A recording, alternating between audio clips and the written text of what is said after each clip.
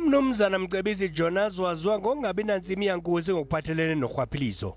Ngaphambili wayengusekela umphathi wezezimali ekwalilungu lepalamente ukuqala ngo-2014 ukuya ku-2017. This suggests that sustainably addressing corruption and kleptocracy risks must involve structural and systemic changes, dismantling market power and anti-competitive market behavior, and more proactively supporting the development of a Black, innovative and entrepreneurial class through a range of productivity-enhancing measures. Uncome uMongameli Cyril Ramaphosa ngokwakha ngokutsha inkonzo yababuthi berhafu igunya abantu jikelele lezotshutshiso. Ukholelwe ekubeni kufuneka amacebo wambi ukwakha ngokutsha amaqumrhu karhulumente. We need a new vision and development model.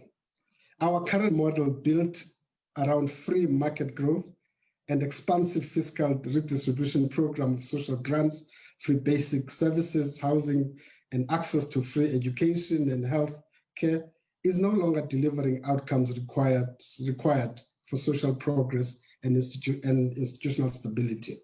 Uvumile ukuba eneneni umagawule geca i-COVID-19 unefuthe elikrarha ukwincindi ekhala kuqoqosho kodwa unethemba elingashukumiyo lokuba uMzantsi Afrika uza kuvuka ume ngeenyawo phantsi kobunkokheli obusulungekileyo.